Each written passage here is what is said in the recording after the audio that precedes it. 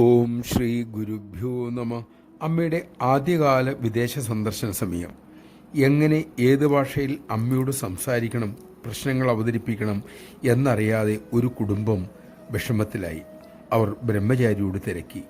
അദ്ദേഹം പറഞ്ഞു, ഭാഷയെക്കുറിച്ചോർത്ത് വിഷമിക്കണ്ട, മനസ്സിൽ ചിന്തിച്ചാൽ മതി, പ്രാർത്ഥിച്ചാൽ മതി, അമ്മയ്ക്ക് മനസ്സിലാകും.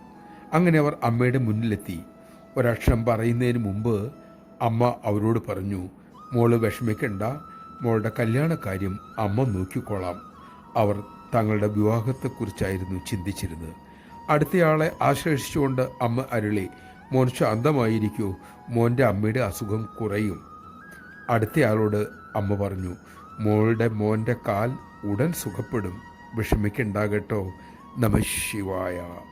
അമ്മയുടേത് ഹൃദയഭാഷ. ഹൃദയത്തിൽ നിന്നുള്ള പ്രാർത്ഥന അമ്മ കേൾക്കുന്നു, പ്രതികരിക്കുന്നു. ഹൃദയത്തിൻ്റെ ഭാഷയിൽ അമ്മോട് സംസാരിക്കാൻ നമുക്ക് സാധിക്കട്ടെ.